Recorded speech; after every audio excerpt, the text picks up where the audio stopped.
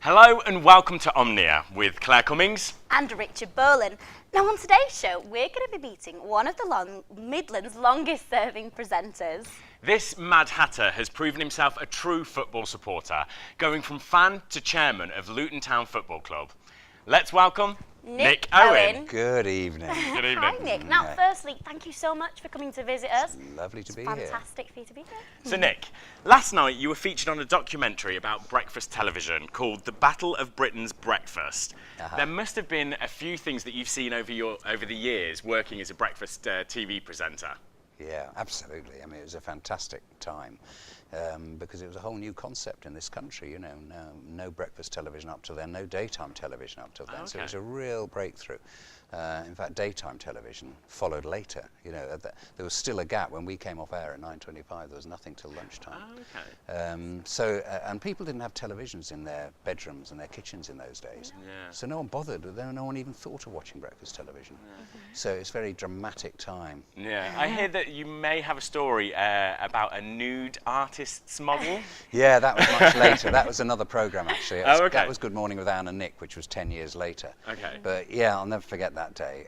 There was a lady called Yvonne who was in her 60s, and she was earning a living as a nude model at an art college in Brighton. Yeah. And we decided to get her on the show. So, are you embarrassed? You know, I mean, I'd be embarrassed whatever age I was, sit there in the nude for 2 hours being painted. But here she was in her 60s, getting, you know, a tidy sum for doing it. And so we wanted to know if it was a bit embarrassing for her and so on. And she said, no, my mother always told me that, you know, my body could be my fortune, etc., etc.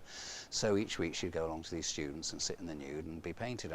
And we said, well, having talked to her, we said it'd be nice to get some people around here to come and draw you. So we got about 4 or 5 local artists, some of them students, I think, to come along and do their own impressions of her. And she came in, she was draped in sort of... draped, yeah. Oh yes, absolutely. Lying on a chaise longue, you know. And so as that all was being got ready and she was on there and these artists were being lined up, they were behind Anne Diamond and myself. So we were talking to camera here and she was off there behind. And suddenly I heard an absolute commotion in my earpiece from the director's gallery where all the people were working. Oh no, cut away, don't go in close. And we looked round and, you know, the drapes had slipped and we're seeing all her credentials. That's no good, that's no good. Now, you're going to tell us a little bit more about Luton FC later on in the programme. I could talk for weeks. Oh, brilliant. Well, that's good to know. That's good to know. But first, you might have realised that we've got some strange objects in the Omnia studio today. Yeah, well, as you yourself, of course. Yeah, I see what you mean about strange objects. Yeah. Well, that's because we're exploring superstitions in tonight's show. Now, Nick, do you have any strange superstitions? Not particularly. I have sort of rituals before I go on air. Yeah, in the such programme. as? Well, I always like to brush my teeth and feel fresh and ready to go, so I'm starting the day again, you know? But I'm not too superstitious, so I do avoid going under ladders when people are up there with a jar of paint or something. Well, we would love to hear your strangest superstitions. So send in your stories or your pictures and we'll be showing a few of the best ones a little bit later on in the programme. Now, often we hear about dairy farm closures in the news, but we rarely get to see what happens after the herds are sold and the dairy doors are shut. Now, our first feature follows the story of Nick Brandrick, a man who has managed to turn his farm and find really creative ways to make his land pay. Here's Rebecca. Since 1995, the UK has lost an average of 1,100 dairy farms every year, and this is a trend that looks set to continue. I'm here at Wood Farm in Staffordshire to meet Nick Brandrick, whose dairy business collapsed in 2007, to see how his life has changed since then. Nick has been at Wood Farm since 1964 and has been successfully dairy farming since the 1970s. But like many dairy farmers across the UK, Nick's business hit breaking point when milk prices crashed. In 2002 the price started to go back up and we reinvested. We thought, well, I've got a son who wanted the job, and we reinvested heavily into a new milking parlour setup. Unfortunately for Nick, the incorrect installation of the new parlour would cost him in excess of £60,000. My father at the time was getting down with Parkinson's disease, and there's a lot of problems then occurred. Lost mother-in-law, father-in-law. You got all that going on around you at the time. New regulations coming in on slurry storage. So at that, we pulled the plug. And that was the end of our dairy farming experience. And we've been farmers probably for about 400 years. But Nick's story does not end there, and today he is as busy as ever. He has offered to show me around to see how the farm has changed since the cows left. So you've got caravans all over here. What did this space used to be? This area was actually two areas. One was for young stock, Yeah. it was gated off, and the other area there, there's a row of cow kennels, like we have cow kennels here where the cows slept. That was for low yielders coming up to end of lactation and dry cows. There's about 39 vans on now, and we're allocated on low storage for 40 vans. As well as caravan storage, Nick has turned some of his farmland into campsites. What brings people to camp here at Wood Farm? Well, you've got views looking over that way, which probably stretch for about 50 miles. We look over 5 towns, we don't see one, so you would think it was just totally empty countryside. Today, caravan storage and camping provides Nick and his family with around half their income for the year. To accommodate the increasing number of visitors, they are now building new shower blocks and creating interesting spaces for their guests to see. But that's not all. We're in the old silage shed now that used to feed the cows during the winter.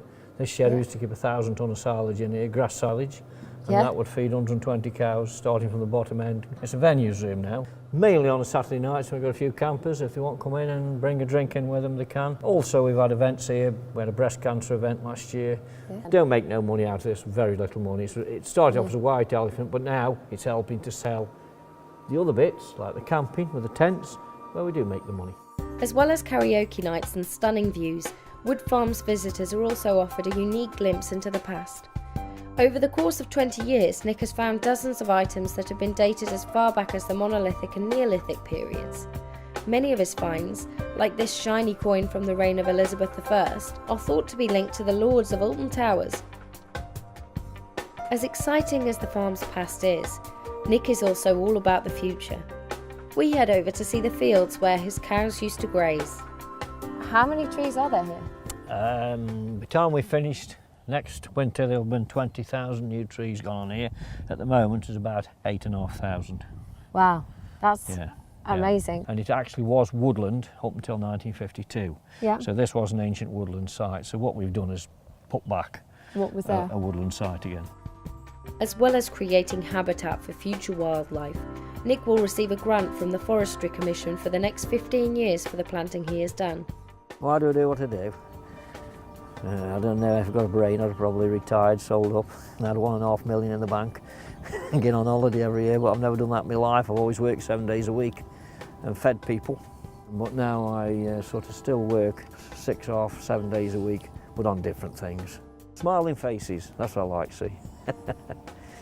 I've really enjoyed meeting Nick and seeing all the incredible things he's managed to achieve over the last few years. And I think Wood Farm serves as a perfect example of how rock bottom can be the solid foundation upon which we build a fantastic future. Wow, what an incredible story. Well, we at Omnia wish Nick all the best luck, and we'll actually be catching up with him a little bit later on in the year. Now, Nick, Luton Town FC is a Conference League club, is that correct? Yeah, at the moment. Okay, so why Luton Town? Why not other Londoners like Spurs or Arsenal? Because it's my local team from where I come from, 13 miles away, you know. Oh, okay. And my father took me to my first game on September the 3rd, 1958. I was absolutely bonkers about the club already. I've been following them in the papers, you know. Of course, there was no live football on television or anything like that in those days, so it was all down to reading the papers or listening to reports on the radio. And as I say, my father was a regular, and I got keen and got keener and keener and keener. And in the end, it's become a lifelong passion. 56 years of abject misery. Wow. We've had some great times. We were founder members of the Premier League, you know, and then things went badly wrong and plummeted and plummeted and plummeted. And then at one stage they asked me if I'd just get involved, purely as a figurehead, really. I'm not financially involved. And so. Now, Nick, can I ask, what's happening at the club now? We've heard there could be a promotion on the card. Absolutely. We sort of won last night, and we're just about certain now to go up. Good. It should be clinched either on Thursday night or Saturday night this week. Thursday night, Cambridge, our nearest rivals, are playing, and if they don't win, we're up. Yeah. But Saturday, we can win, and, you know, we're up. but I don't want to count my chickens before they're hatched. So, Yeah. but it's very exciting. We're about to get back in the Football League, brings in loads of money. You know, we get $1.5 million just like that. Wow. And you start getting television money, you get bigger crowds, and we're away again, back where we belong. Good. And there is something I've really been excited about asking about. There is a lounge named after you, and we have heard a story. You got turned away once. I know. Is that true? What happened?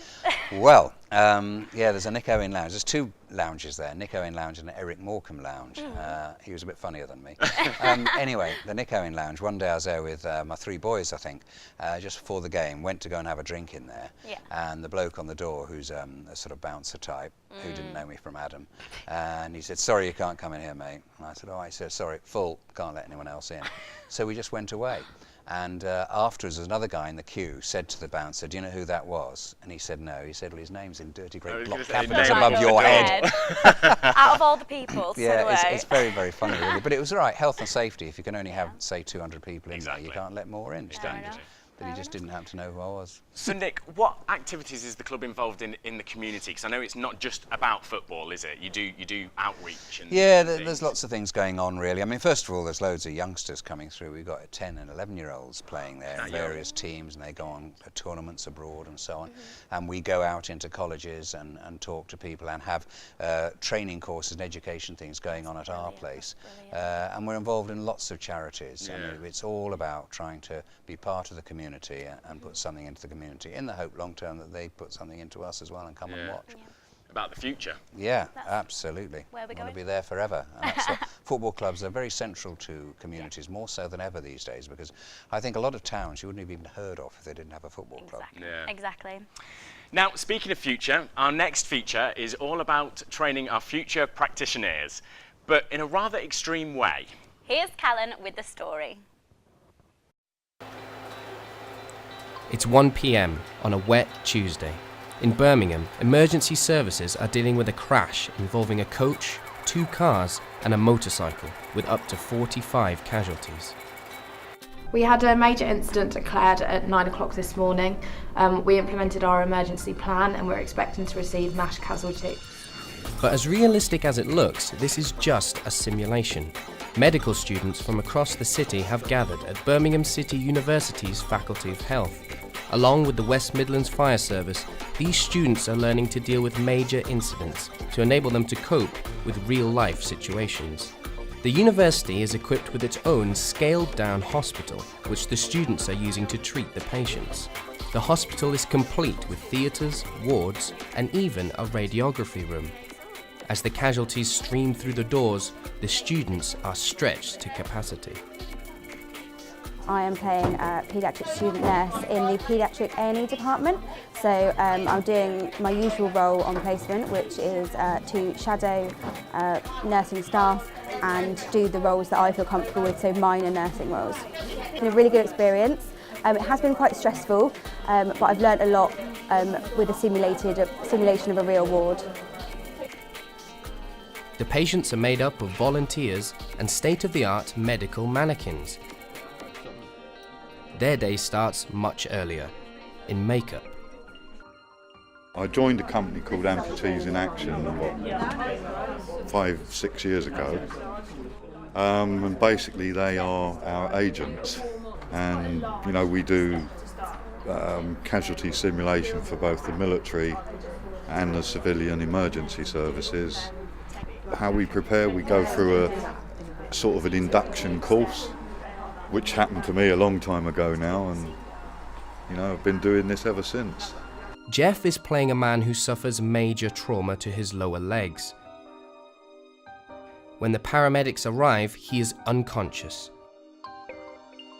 They rush him to the hospital by ambulance, where a mannequin takes his place so that the students can provide the treatment they would provide in real life.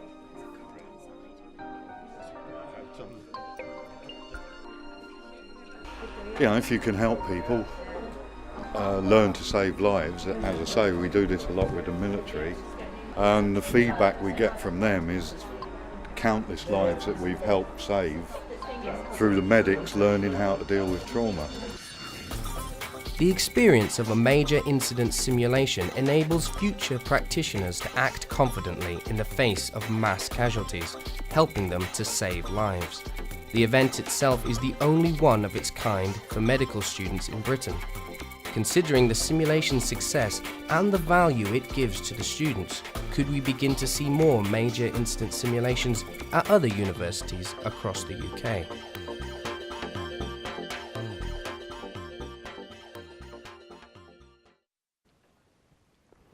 Well, that looked like one intense day, didn't it? Yeah, I didn't even know things like that existed No. or went on. Did you? Yes, yes. I mean, I'm aware they do these sort of things, and they're Yeah. incredibly realistic, aren't they? Very, Very, much so. very, very impressive. I don't think I could cope with that kind of situation. No, in real life, No. I think you'd find something would kick in. I reckon. Yes. Yeah, I agree. I Fire. think a When bit it's of a matter of adrenaline life and death, Yeah. you know, Yeah. you get on with it. Definitely. But I know what you mean. I don't half admire those sort of people who do it. And when even in the small emergencies I've been involved in here and there, you really are lost in admiration for the people who work professionally in Yeah, it. they do I mean, every day. one of the most dramatic things in my life was working on the Birmingham pub bombs in November 1974. I was actually reporting from outside the mulberry bush, you know, and the emergency services are in there looking for bodies and limbs and things like that. And that was just devastating. terrible. Well, You don't half admire people. Definitely. Well, on that note, we would like to say a big thank you to the Faculty of Health at the BCU for giving us an opportunity to see an actual situation behind the closed doors of the A&E department. Now, at the beginning of the programme, we asked you to tell us about your strangest superstitions. We've had some fantastic stories and pictures sent through. Yes, but before we do share these with you, we want to learn more about how superstitions affect us today in the UK. So we sent Richard out in the freezing cold to speak to the people of Birmingham to find out what's been going on. It was a good day, wasn't it?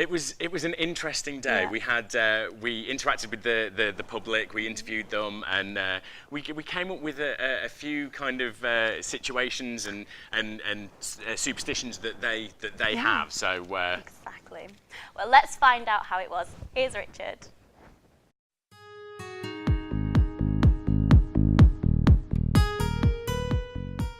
we live in a relatively modern day society. The era of the internet, they say. But it's shocking to know that nearly 5.8 million of us still believe in superstitions. I wonder if that's true. Let's go find out.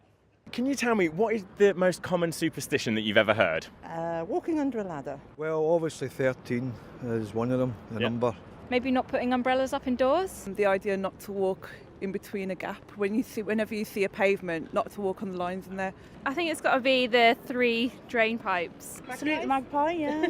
Walking underneath the signpost. Signpost, Yeah. yeah. If you see a black cat, that's about, if a black cat cross your path. Yeah, and would you walk under a ladder? No. No? No. You wouldn't walk under a ladder? No way would I walk Why- under a ladder. Why would you not I walk? was told from a child that it was bad. Oh, and not taking heather and stuff from gypsies. Oh, okay. Oh, if you don't have the heather off them, you're cursed. I was born on the 13th, Oh, okay.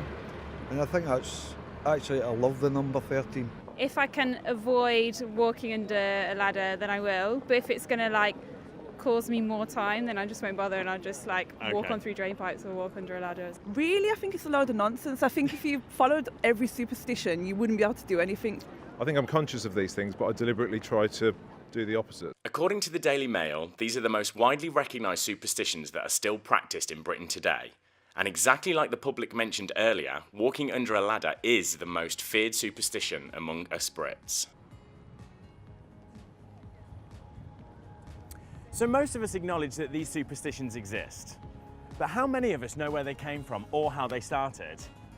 We are going to meet Emeritus Professor Bernard Capp from the University of Warwick to delve further into this mystery.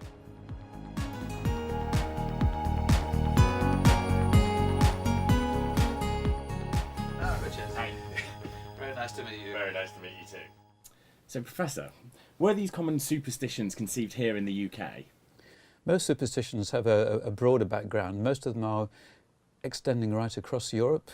In some cases they go back a very long time, all the way back to the Middle Ages, even back to the Greeks and the Romans, to classical antiquity. So growing up, what do you think caused us to adopt some of these superstitions? I think it's much the same today, oddly enough, as it was 2,000 years ago, which is that we don't have a total control over our own lives and our own destiny.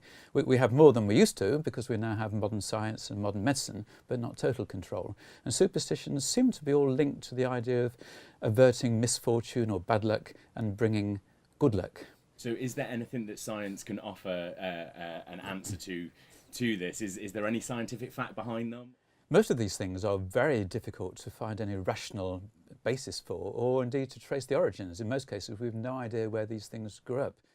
So the British Medical Journal published a report to say actually less accidents happened on Friday the 13th than any other day in the year. What's your thoughts on that? Well, my thoughts on that are that probably it means that people were conscious Friday the 13th, or that's a tricky day, dangerous day, I better be extra careful crossing the road, driving, not doing anything risky. So in that sense, it's almost self-perpetuating. You know, because you're being very cautious, it almost it works. But there's no real scientific rationale for that. So do you think that superstitions will have any significance in our future? Do you think we're going to continue to be superstitious, or will it kind of fizzle out? I think it'll survive. Who knows at what level it will survive? And these things don't have the sort of elite respectability that some of them at least had a few generations or centuries ago. But even with scientific or medical advances, we're never going to have total control over our own day-to-day fortunes and whatever. And that means I think people will all feel that need. It helps psychologically, emotionally at that sort of level. So in that sense, science and superstition are not actually in competition. They're doing rather different things. Superstitions will always be an interesting talking point in our culture. Honestly, I don't think we'll ever get bored of it. Whether or not you believe it is up to you. I guess you have to ask yourself, are you superstitious? So it is about luck anyway.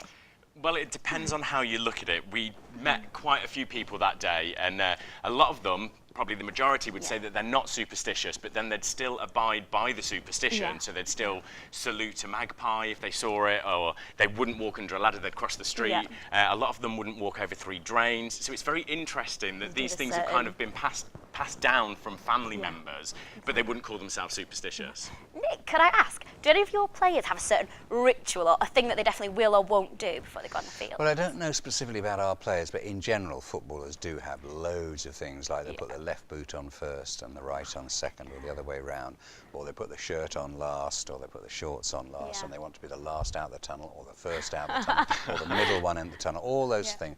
And they always sort of might touch the top of the tunnel just before they go out. Lots of people do that. You even see people crossing themselves and stuff like that, you know, for religious reasons, presumably. But I've never really got these superstitions. I have little rituals. I mean, like when I'm about to go on air, I'm always asking camera crews or floor managers, like, is my tie straight and things like that. Because they can so easily get disrupted if you move. It is today. It is today. Is it? Thank you. It is. Okay. It is. It's looking good. Looking Right. good. Let's check out some of your strange superstitions. Are we ready? Yep. Okay then, first up we've got Margaret Johnson from Bristol. She has told us when she was trying to have children, her grandmother told her not to eat lettuce. I've never heard of that one. That's just bad science, isn't it? I'm sure vitamins Yeah, you should be having fruit and veg is good. all coming in. Not much going on in lettuce, though, is there? No, Just true. leaf, I always think. Just basically water. Okay, next, John Taylor from Salford said that he tucks his thumbs in when he passes a graveyard in order to protect his parents. Have you ever heard of that one? No, Me it's neither. bizarre, It's isn't it? ridiculous. I've not heard of that one either. I've got to be honest though, my favourite has come from Katie Blacker from Cardiff. Now, she believes that if a bird poos in her car, it's going to bring a good luck. So she actually parks the car under the tree so she gets as much bird. Really? Oh, it drives me bonkers when the That would car's drive covered me. in Wouldn't bird want some poo. good luck It's a bird nightmare to poo. get off it as well. Exactly. To get off the car, isn't it? Very sometimes? expensive to clean your car. It is indeed. Now, our final feature is about one teenage girl who is singing her way to success in Leamington Spa. Now, she is so good, you're not going to believe just how young she is.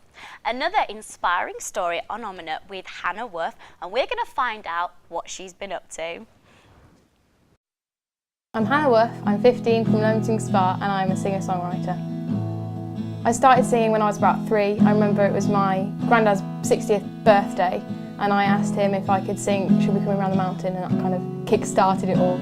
Hannah picks up a guitar. Whenever she's walking into a room, if there's a guitar sitting there, she'll pick it up, have a strum and have a sing all the time, all the time. I'm mostly inspired by people like Gabrielle Aplin, Nina Nesbitt, Orla Gartland and Mike Dignam and people like that, because they started off really small and then created a fan base and then been able, from that fan base, been able to go all over the UK, and like with Nina Nesbitt, she's gone to different countries and they've all done little gigs, and I want that too. So we've been friends with Hannah for about 2 years, and we often go to town together. We share quite a similar taste in like music and clothes, so we do a lot of shopping and things and listening to music. I've got a lot of her music downloaded and things, so I listen to it. I've got her album as well. My first album is called Work in Progress. I got my friend to do my photography. I burnt all the discs one by one, so it took quite a while. I'm working on more cover albums. I'm working on more songwriting as well, hoping to get another album done. I'm hoping to support people at gigs or continue in doing little sets at school after out of school things as well. I'm very proud of Hannah. I think she's doing really well, and you can see that she really loves singing and really enjoys it and has a great passion for it. I really wanted that my future should just be based around music, to have the career in music, so that it didn't mean I had to have a supporting job. It meant that me full-time was doing music and sharing music with other people. To end the show, Hannah is here in the studio and will perform live one of her very own songs, You and Yesterday. But before that, I'd like to say, Nick, thank you so much for being with us here today. It's been a pleasure. I've loved it. Love meeting you. Thank you. Thank you. And join us again tomorrow, because we'll be talking with the winner of The Voice 2014, Jermaine Jackman. But now, ladies and gentlemen, Hannah Wolf. Every word you say don't seem to fade away, and I feel broken once again. It's like they're on replay, just banging in my brain. You have spoken once again, and I don't worry.